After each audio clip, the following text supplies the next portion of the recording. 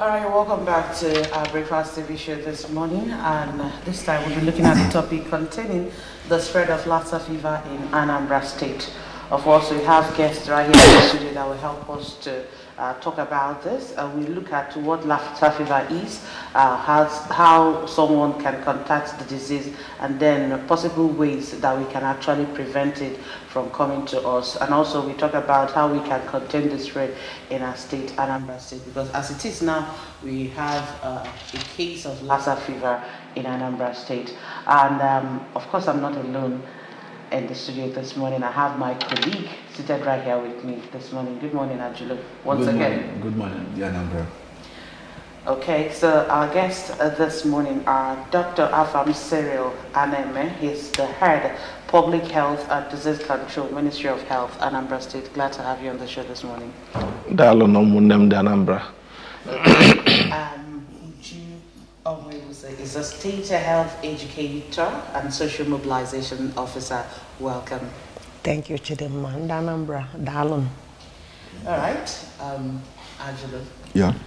Have you heard of Lassa fever before? Yeah. I think there was sometime early this year or sometime last year we talked about Lassa fever and the danger it poses. You understand?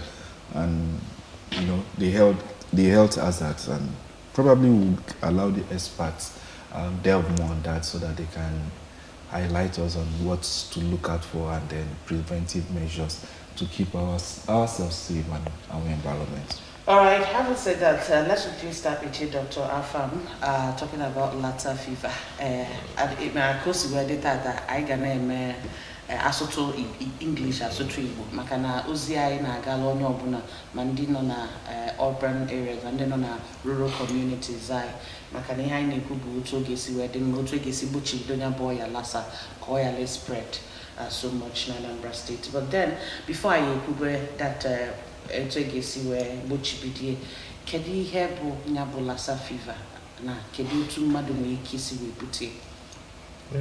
Daalụ nwanne m. Ọya Lassa fever ejela ikwu maka ya tata bụ n'oyibo asị na ọ bụ zoonotic infection, ya ọrịa na-esite na mmekọ anyị na anụ ọfịa, ọkacha ndị nke ahụ na-abịa mmadụ nso. Ọ bụrụ na ife na-ebute ya bụ ọrịa akpọrọ Lassa fever, ọ virus ka ọ ndị anaghị afụ anya, electronic microscope ka enwere ike iji wee nyo ma ọ bụ other means we nwee ike fụ ya maka anya mmadụ for Lassa. No, we cannot see it. Onyonyo ndị oyibo mepụtara ka enwere ike iji nyo ọbara ma ọ bụ tissue ma ọ bụ mmiri ọ dị na ya wee fụ na nọ n'ime. So mana ka o si dị ya bụ ọrịa ọ na-enye nsogbu nnukwu, na-adọghị ogologo. Na oke rat bụ a common reservoir ha na-ebu ya bụ ọrịa, ọ dị ya n'ahụ nnọọ na-akpagharị ife oketazobe ide ekesa ya ekesa.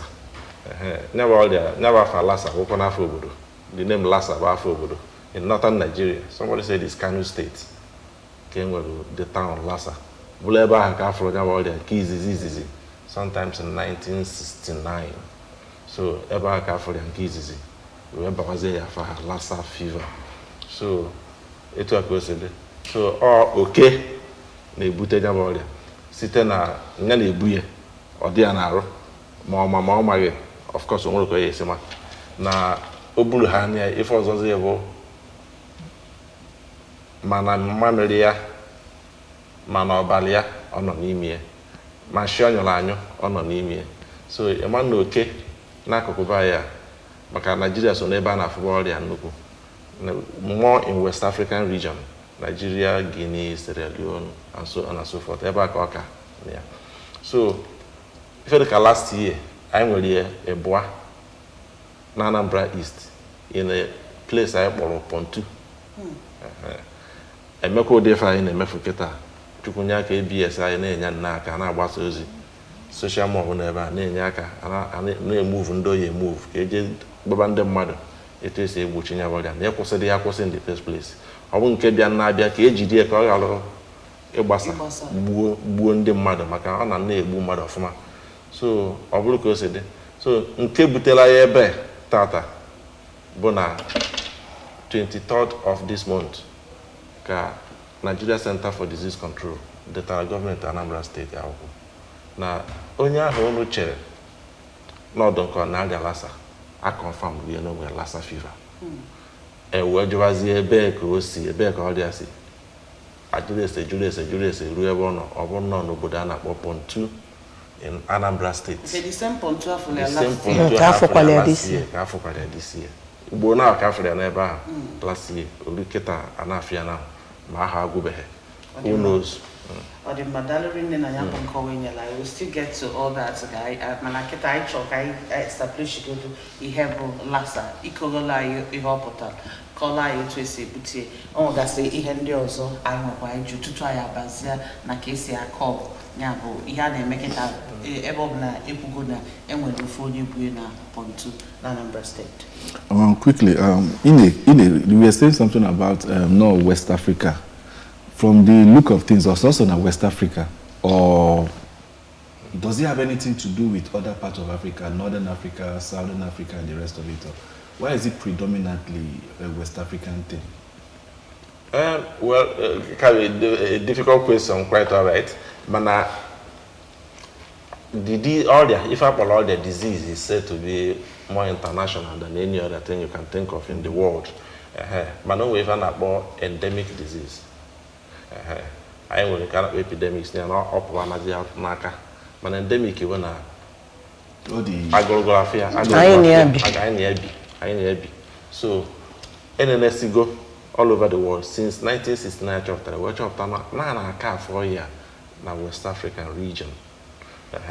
Nigeria, Guinea, Sierra Leone, Liberia. These are the major towns. And then you have the Hanchani neighbor na West Africa. It does not mean not other places, more East Africa. I don't care if you have been down. Maneba na cafe. Or the Madalorin, I be no, Imani here was a lawyer, to mother, but no, we have no one going off about we go one way or changes off of name area. We hear as no one fever. I side that fever. You see one Aragi, we talk, it's an onion as no malaria. No malaria. So, they had the symptoms and signs. Madu make a video exhibit based in a week or bolia. Okay, thank you, Chidema. The signs and symptoms of this Lassa fever and Ekumakia is easy. Madu Motegodia, only a bidon fever. Like you said, never an fever as no malaria. I can why that a week is when fever or no when born for nari go to lab. Can you chofuma malezali with that fever? And in general body weakness for this Lassa. And then body pains, and then we are on a nausea, vomiting. So all these things be here mad. You go to lab, I collect the specimen, the body fluid.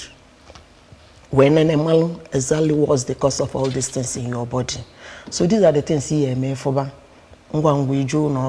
we encourage people. If self-medication is not the best, go to lab, go to hospital. You will be diagnosed. Send you to lab. I'm only here with the cause of whatever that is happening to you. Okay. Yeah. And here was about the spread. I manage you puna here the carriable rats. Okay. We have established. Mana here was a spread from one human being to another. You wake koala, you spread from a human being, as a now from actually to Chidimo. Yes, it's a nice question. Yes, how is spread when you get contact with body fluid of the carrier, when you're infected, when you're wet here. On a model, mesalo. Say kita noa because I know why maka general cleanliness. One, your surroundings have to be clean. Our foodstuff can protect you very well. The gari producers, you will keep your gari passage. Okay, be alien and you see a mammy. You went I like him gari. You will young. The person you put a gear, mobile no come, boy, here you some mammy, no put that Lassa. Unya will put a gear. Then, if one or somebody know you are go infected already, 1 million scenario. any semen, blood, all these things. When you see fluid, anybody fluid, if you get in contact with anybody fluid, no. Okay, okay. Sweat is sorrow. And I can't run airborne. Yeah. So anybody fluid, infected person, so now I can't we go to Lassa fever and quarantine. The person will be quarantined. Before lab result, lab result of time, you have about contact tracing. Because before you know it, it will spread. They go to Anambra upon now Anambra East. This confirmed case you have to go now. We're going in contact with. I have quarantine here, then I collect their sample. Wait for lab. Open and down, I had the one free. Fine. Open and had the free. If you do treatment immediately, that contain the spread of that Lassa fever. Thank you. So, you know that when our foods are exposed, like drinking of gari, what of converting gari to eba with the hot water process, or can it kill the agent that will make it possible for one to contact Lassa fever? Or maybe beans, because most of these women in the market, their wares are always exposed. You understand? I don't know the preservation process they go to when they lock shop. But most of these things are exposed, your beans, your corn, and the rest of it all. Rice. So rice too. So if those things exposed and maybe an infected rat runs over them and maybe pieces and pee on them, when you cook it, is it going to dampen the effect of the Lassa fever? It will kill the virus. Okay, if you boil it, it will kill it. If you boil it. Okay. But I believe doctor will give a better explanation. But the little knowledge I have, when you cook your food very well, it will no longer be effective. Okay. Yeah. So, doctor, please, can you tell us more? I'm going to tell you very first. Once you cook your food, I cannot see an mammal, all the honey no ni, and the kaya hije bemmadon adobani. I never attract very well. On a hana like where hije bemmadon adobani, where we keep our foods. So on Ogahana ne nuance. More working on a menses, messa blood, yeah, never has so. Okay. Now, yes, now.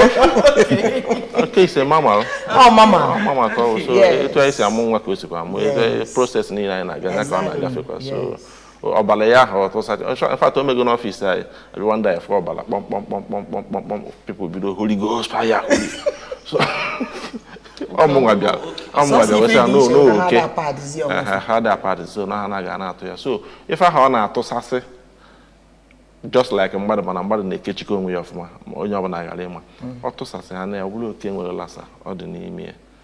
So once you boil any of our food, boil, I see your from my ICC.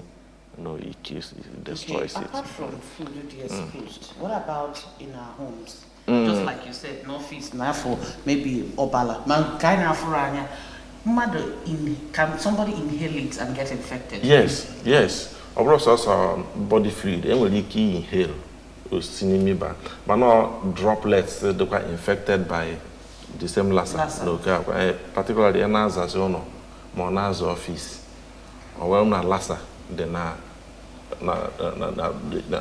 dust that cannot travel far and about aerosol. So there's a hand will be it can get in through the respiratory system, through the nose.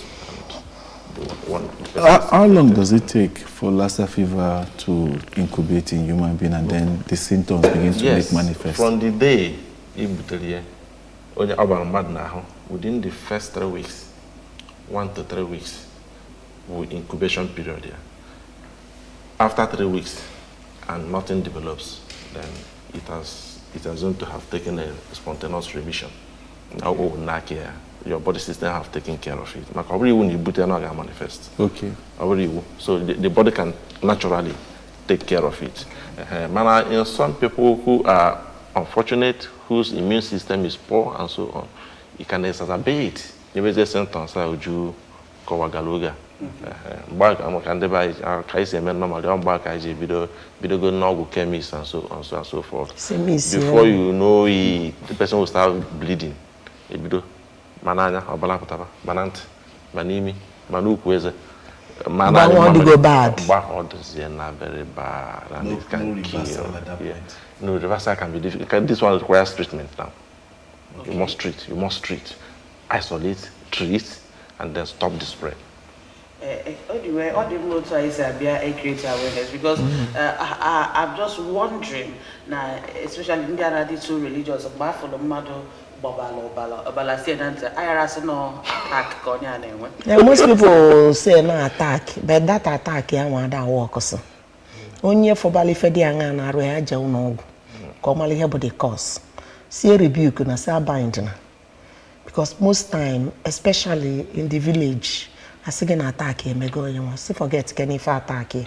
Because in the banyo only for na maybe ya jabo na ogu ka doctor fear. And when that's law forma that will take care of us in the hospital. And they are why in the patronize all these patent medicine vendors. Jamie Cielo Mogo. Heat your bag after 2 days, Elanata. Hey, doctor, no go in my local Missy Cool me also. Okay, near was say no lolo. Kai Benata no my hand down one in. Okay, Yelanaka. Makana, I lend the bar. Only lady. Still, I can Makanyabo Lassa fever. Tupaya na Iguru na Major Funa Ka Afulona Anambra State Kitanwa na Bachibidole. Kedi high wabo humans, I wanna Afuberia, maybe side I know.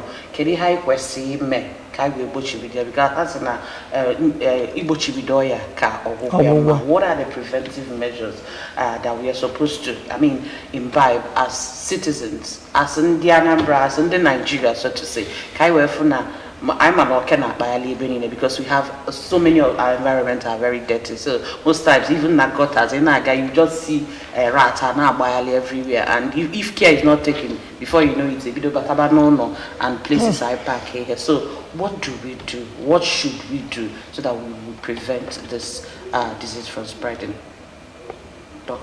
Okay. Kids is a bo eba enwe gosi. Eba ka yesu e trivia na boso. So in case whatever you make okay batanono, anything that will attract rat into the house has to be discouraged. And that is hygiene. We must improve our environmental hygiene, home hygiene, food hygiene, even personal hygiene. Okay, Lassa na bedsheet, you can get infected from there. So hygiene is just a sine qua non. We cannot do without it. This is rainy season. They buy on our farms now. Okay, question on our Oka has to find shelter somewhere. I destroy a habitat here. The normal place on be. He has to find a way with humans and come cohabit with us. I think was the option. So now everybody must join.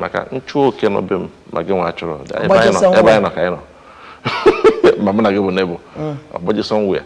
And then our food must be well protected. We must make sure that the rats do not have access to those things. I never access. What is it? If we then you must ask yourself questions about your home and environmental hygiene within the ones you can do, within the limits you can get to. Okay, must not be allowed to cohabit with us. Then, Ujokuge, then gari. Not in the if you need to fry the gari first before you drink it. Because this is a heat in a way.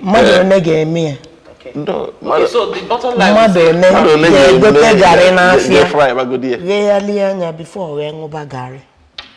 nobody will do it. Because if you tell them to be drinking gari, you find out, even women at home, when the parents are not around, the children can as well go and collect gari and drink. So we discourage that. We must discourage that. We discourage drinking of gari. And then only who couldn't chokwa eating on basalu kokanwa. I am no can at one. I 4 year lobunade within our surrounding. Kemechi si onwe. Imechienya Okawa will not have access again. So imechi ọnụ a nwoke ahụ ama apụtazi ka anyị kaba arụ anyị fuo yele ndị anụwa ha ncha niile boil down to environmental sanitation. Even I name sanitation in Anambra State every last Saturday. They find out that most people they don't. Kai will opportunity even if you don't come out to do to the public, your own compound, clean it. Make sure that your surroundings, all the bushes around, you clear them. And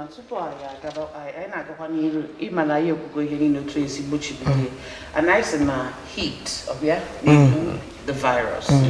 Kedu maka ndị na-ata anụ oke ọ bụrụ na ha weta ya bụ oke sie ihe sigbu the virus if actually na that oke adịgo infected because I man know when ndị na-eli anụ oke ụfọdụ anọcha na rural community ma ndị na-eje nta epụta esikwesịa ihe ọnya even though the memory ihe ọ na-amata sometimes but ama m know when ndị na-eli anụ oke so ọ bụ na oke ahụ dị infected already na isie ya enwere ike isigbu the virus dị n'ime man enwere ike isigbu the virus nọ n'ime ya mana this is risk too many to take na ịma na oke nwere ike igbu Lassa fever mana Lassa fever nwere ike igbu mmadụ why taking the risk to go cook oke ka iwe libe anụ don't we have other options that can give us protein that will help nourish our body.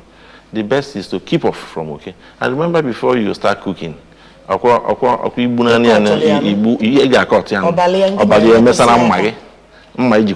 kitchen.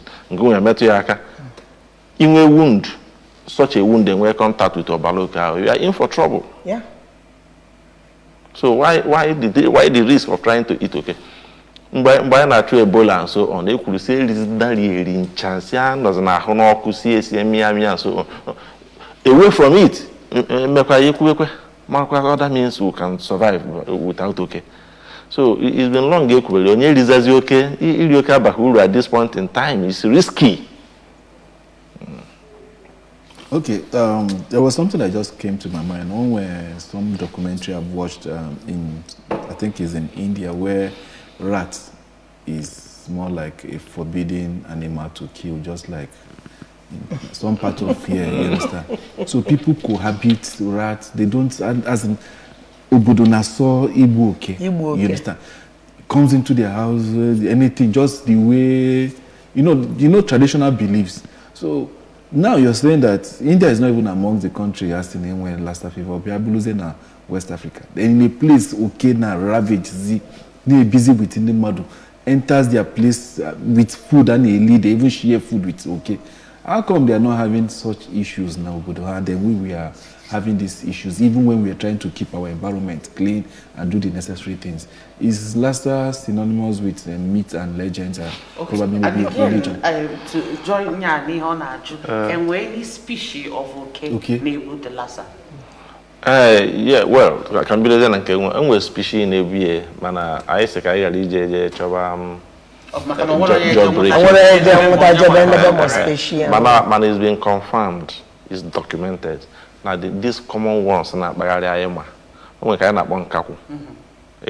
nobody goes to eat in kaku because one on ACC. So nobody will be attracted to nkaku. The species of rats. Mananka na buy na tazo na tano na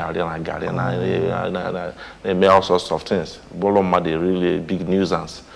Nyaka balafano nyanebu Lassa fever and nyaka the common na kokobaya carrier nkaya boro ke na nkakuna so on and so forth. That had so much of problem with us. Now ebonye biko na awachi we talk more about nkaine when I buy ezoku in places like Japan, China and so on. They eat animals raw. Not even why hygiene or level and they don't have Lassa, but they even eat them raw. I've been in Japan and before you know it, I go up to here and machaya and start eating before everybody. They have their own diseases they get from that thing. Yeah. All culture that they eat without boiling, without cooking. And the time will how they have to they haven't been immune against it. The only thing I want to have with their own method of trying to protect it, according to their own culture, according to their own mode of life, and so on and so forth. So na ikuru not endemic in West African nations does not mean it is not at those places. Corona is in here, coronavirus na Canada from China, and so on and so forth. We say, and because they also mingle with animals and so on, and then action 10 when and then action 10 so diseases are there. It's just not endemic here. It's not there. It is like asking, why do we have so much of malaria fever here, but we don't have it in other places? All of the same mosquito. There are countries that in those far back. Japanese told us such stories when we went there. And that's why in Japan you may not be able to see mosquito. And then their climate may not encourage breeding of mosquito and so on. Their name will be winter and so on. But here we don't have such weather. Our weather encourages rapid growth and multiplication of mosquito. So it will accord the they may not be building as we are building.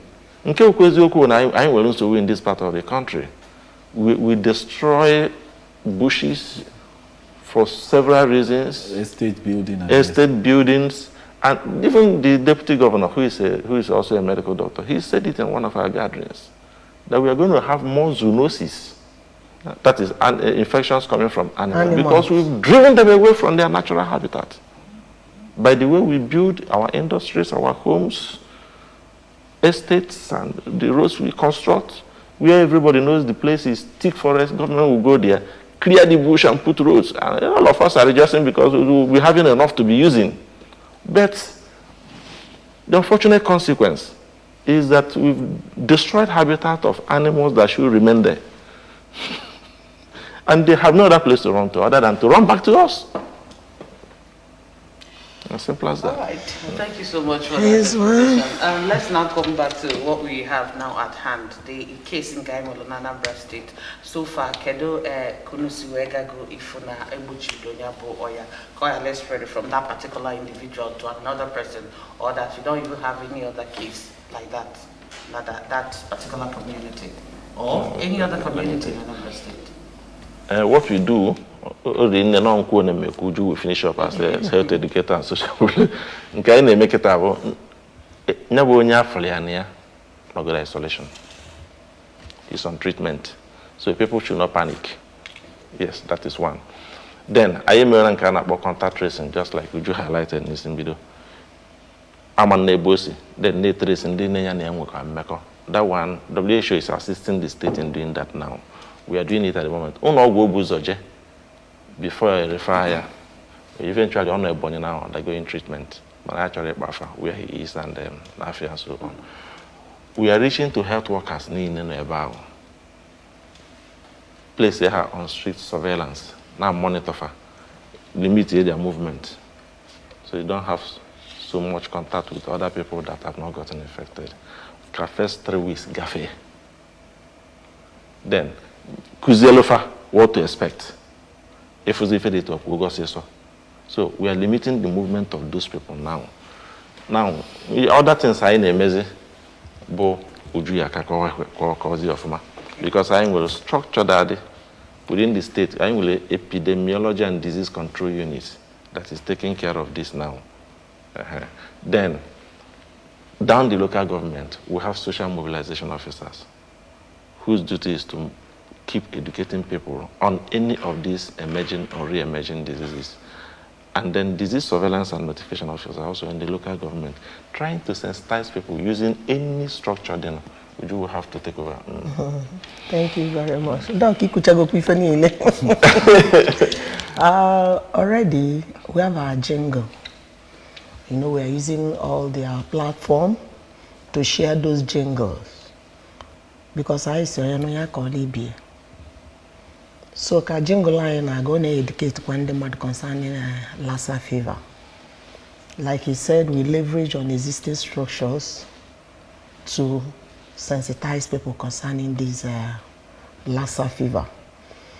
Then the social mobilization officers, any meeting, now the August meeting is fast approaching. During August meeting, the UNICEF and a help will go around and sensitize the women ịma na ezinụlọ ọbụla nwaanyị ma ihe ọ na-eme ife na-aga ọfụma so anyị nweta ndị nna anyị kụzieli ife niile ndị anụnwa but we didn't fold our hands. We have started doing something, sensitizing the mothers. But now, during August meeting, we are the robust. In all the LGA, every nook and cranny of Anambra State, we visit all the women in their various communities, churches, to sensitize them concerning all these things, because we will articulate all these things, not only on Lassa fever. Anything I will make possibly careful no yobuna na FF abatara on our communities. We have our gatekeepers, the traditional rulers, we have our religious leaders. When they mount pulpits, like now that we are talking about Lassa fever, ndo kochukwu e fa no na pulpit kita na asibiko onye obuna atazi na oke onye obuna anwuzi na gare. Imana we listening to our priests, the pastors, they will stop it. Onye kachizikwa ntije man if I just mmadụ akachi na ntije because ibute ibunye ndị ọzọ enwere ike onye nwa na-ejero Jesu ogi wee lie ya ibute ibunye ọmadị mma. So sensitization is ongoing through our social media, physical, our town hall meeting, any other activity I game, we leverage on that and sensitize people. These things. Now we are sensitizing people. Our jingle is ongoing. Kudos to ABS. You people are doing wonderfully well. Our backbone. Thank you. Thank you so much for that. We're going to take a short break, and when we come back, we still continue with what we need to do to curb the spread of Lassa fever in Anambra State. Of course, we say kudos to you because you have really done a lot, and you're still doing more to see that diseases like this are contained in Anambra State. So let's take a short break. When we come back, we continue with our discussion right here in the studio.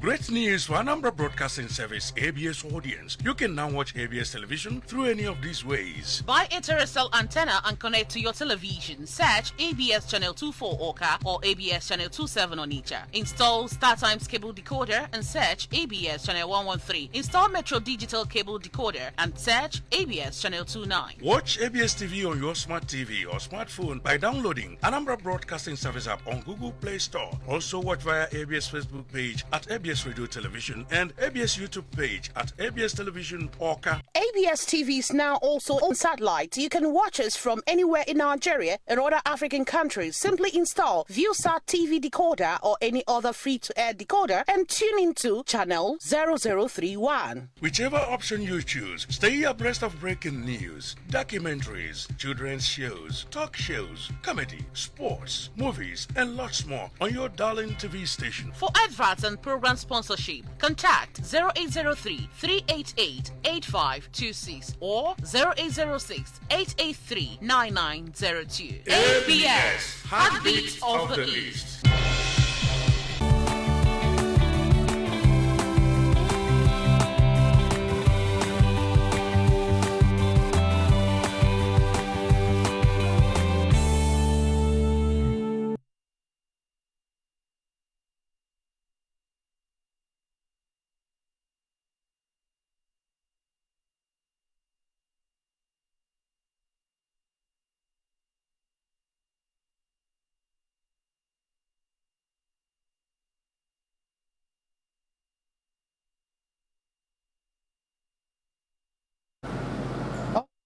Welcome back. Remember that we are still talking about containing the spread of Lassa fever in Anambra State, and our guests are still right here in the studio talking about Dr. Afam Serial Anambra and Uju Omwebisi. They've been here educating us and enlightening us on all we need to know about the Lassa fever. And we already have a case in Anambra State to do that. They are trying everything possible to see how it can be contained so that it won't spread further than it has already did. So now we are talking about creating awareness. Reach out to people, my jingles, and even what we are doing here today reaching out to people. And then you made mention of even seeing the religious leaders in our churches. And then I will talk about traditional rulers. Can do the role how much to play, because most times I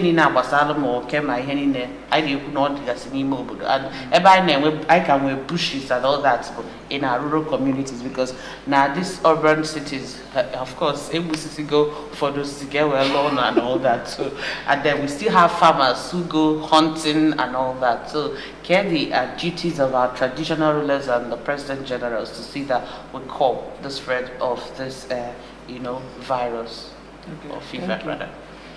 In every community we have our gatekeepers, which our traditional rulers are one of them, the major gatekeeper. Not one more day where this Lassa fever. Next meeting on the way again, we will go and see them. Kai wafane we hear Lassa fever and nona or the go keta and one because we use the town announcers to announce to the communities. Mother obuna mature no able case apatana bia. For our compound they are not declared. They clear all the bushes around. Cover near former. All the food stuff and we are now before kwe no obodo. Odrom ki igwaga kwe no obodo or President General. Nekwihe na emen. So thing is happening in our communities. Can the mother megani? Can may take the right measure for now the spread of Lassa fever. Not run our various communities. Okay, carrying the traditional rulers and the PGs, even the women PGs.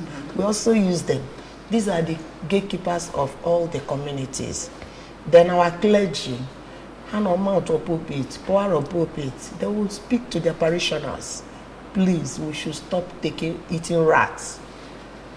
Kelly border things I see now with a protein. Obros also okay. Oh, one can up way. I say na nka nwa buru oke ma to me ihe nwa bụ oke gbala agba oke no go na gota nota aka ndi ihe ife we ogroze te yi ka yi de bu mu ihe anu anene obu na elili in the past ka nwa agafego kai let us think, let us be optimistic. We should not go back. We should go forward and know that these are the things we're supposed to do for our good health. Because I be do ya boy ya no obodo si ike egi geji we megeni we ne dezino no ganya as na onya na ayo so because can the buy kabaro ka kwusi ili umu oke anu anele. The best to stop eating rats. In short, that will be our slogan. Stop eating rats. Ogenyela anya karinne ayagbanari oya no ane kumake. Thank you. And now that the kids are on holidays, any other message for parents in order to create more sensitization? Because the kids are no longer in school, going to mingle and everything like that. Is it some way parents can equally be involved in this sensitization? Yes. So how do you pass the message to parents? Okay. Parents will all learn. Because some will afford ndị nne na-eme pụtara anụ ụtụtụ hapụ. Now that children are on holidays, they might do the fakedi case well. Okay, me want tackle because what tackle I go na go. If I no floating on, obuno we gari de adenono, sugar there and wunya na milling. But when you prepare very well as a mother, debelo mazi fageli. Guide the afo mother unkwana gari nona. Some children, even when we were small, is a wabum wine. Mano guy pay man I did it discouraged them from that. I knew where they kumakumazi bin a township, I knew kumakumazi bin mopodo. Kafade jinoka because I'm not to bala. And when you come out was the ake, open no bread didn't know, liquid for a camera, bellow bread. So we advised mothers, our caregivers, Hakabar, Biko. Hanebalo mazi anya, especially now na holiday. Had nana wogare. Funa edebelo wat umazi fagili.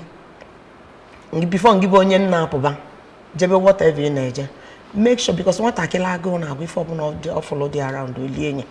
so ka ifu na agụrụ ụmụazị Kita ikwute ihe gbasara ụmụaka ọ nwere ihe nchetara most times na ụlọ anyị nwere in as much as maybe na I cover our garri very well and all that dịka ihe gbasara ikwute maka bread sometimes ifu ụlọ ọkedịrị enwere ike teta ụtụtụ ọbụla ebu na oka esugi ya ọnụ that one ọbụna ọka ahụ dị affected already ọnụ ahụ osughị sure the disease of balloon sure and o nwere ike abịazie na bread esi ụtọ ebechapụ ebe ahụ nwatakịrị ewee lie ọ dịrọ mma ibechapụ that place ọ dịrọ mma that bread a sie linie atọla atọ sie linie atọla atọ ọ ya ka anyị ji wee kwesị ichekwa nri ọbụla anyị na-eli ọfụma echekwa anyị ọfụma fụ na oke abatara na be anyị ọ bụrụ na enwe ebe oyele dị si na doors afachi sie nye afachi.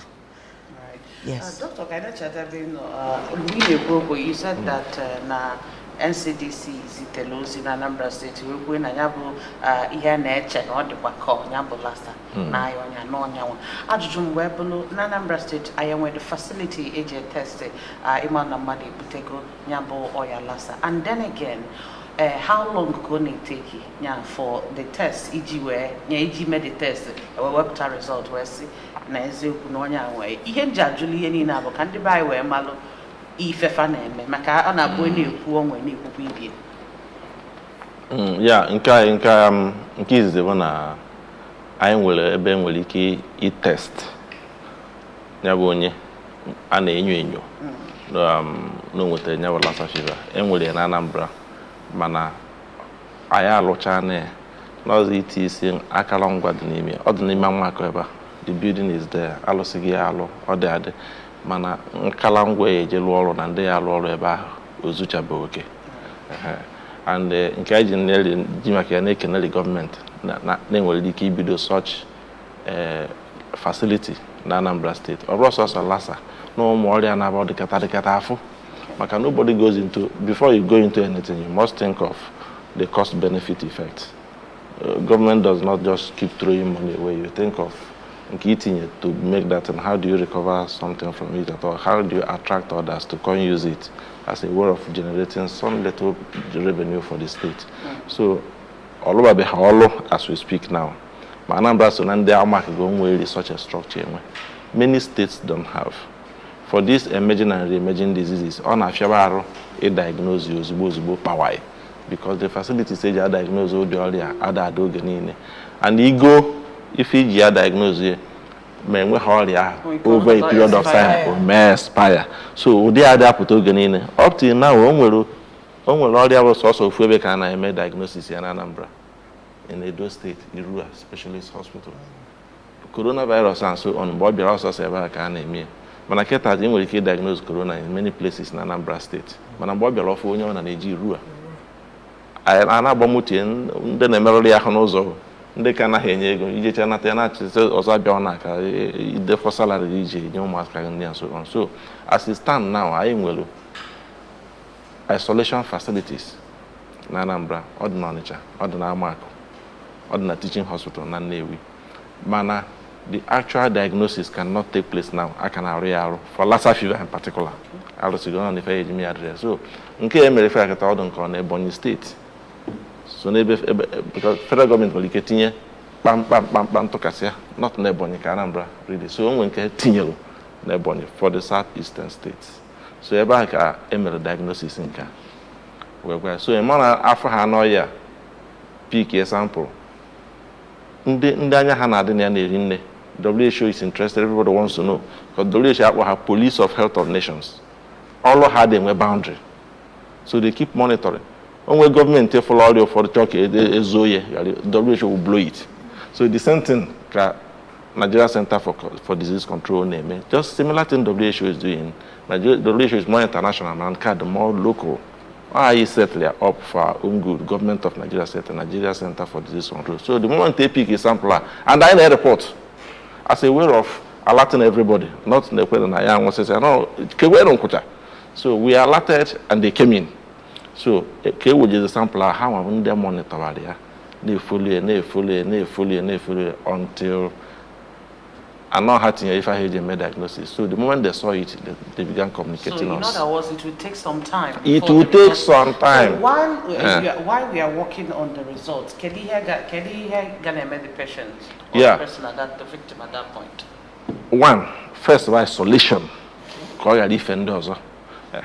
Then the health workers ana alert kwa home get self target for a year because for their own protection those gear and dressings and so on. Then if you need a role and if you need to attend to patient high anesthesia, we call it sterilization, just to make sure ndị na-arụ n'ọgwụ maka esi eme nke a na-agụ ọgwụ enyerịkwa training ihe ka onye ọbụla lụtakwa maka adị afọ ya oge niile ka esi treat malaria na afọ ọsịsa na ụkwa. So emegharịkwa training ihe onye ọbụla amarakwa ndị ahụike, particularly ndị na-abịa abịa maka onwe ndị ya na-retire na ndị ọbụla na-abịa na-etrain gharị. So this is what government is doing. Then ọ na-apịaba ahụ ọ na-ewe ogologo oge to get a result of such a test. Nke ikpeazụ only 1 month. Only 1 month to get such a result.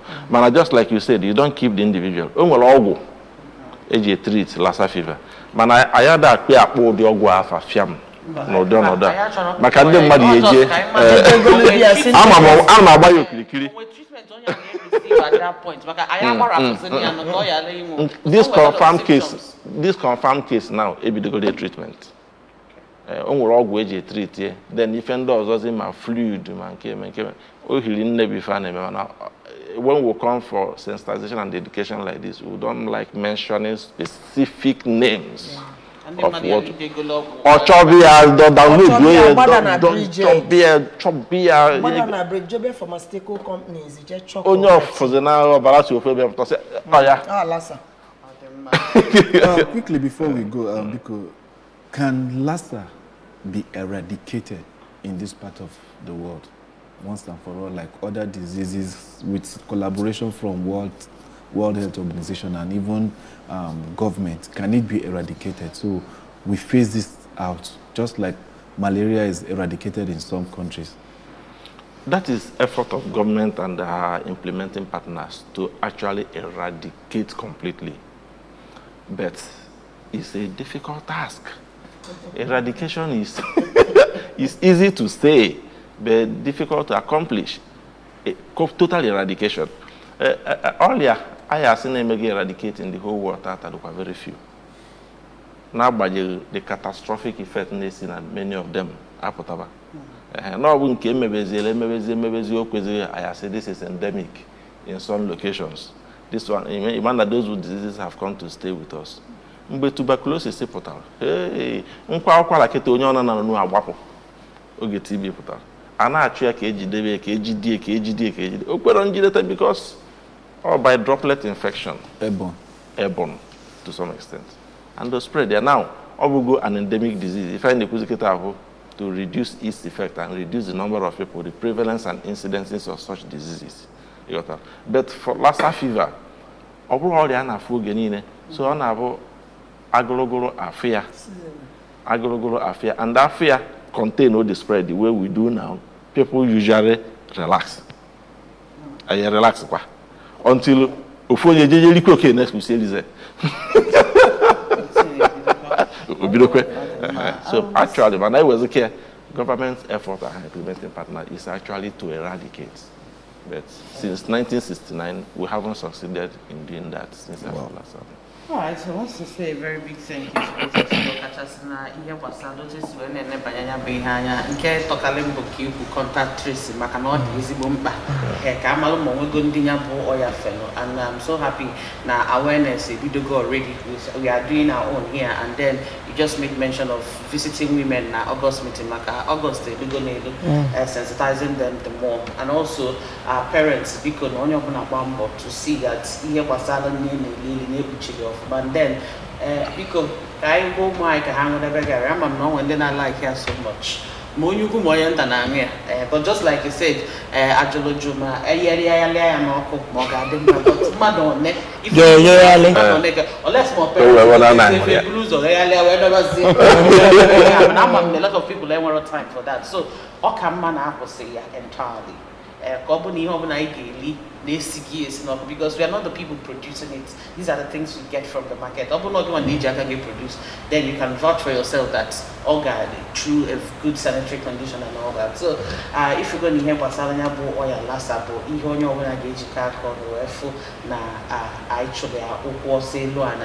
make your environment clean, and if you have rats rodents, you could try as much as possible to eradicate them. I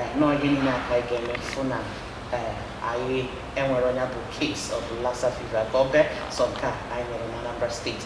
And I don't know China Secretary Dalorin, the Dr. Afam Serial, and I'm head Public Health and Disease Control, Ministry of Health, Anambra State. Thank you so much for coming. Dalo, my sister. And also Uju Onwebuse, State Health Educator and Social Mobilization Officer. Dalorin. Thank you very much. Adema, eba kanyabo mmirizo siwe na abachata. When I say Dalorin, my name is Chidimma, or I will see you again tomorrow. And I'm Majuli Chukwaka, we're saying thank you for watching.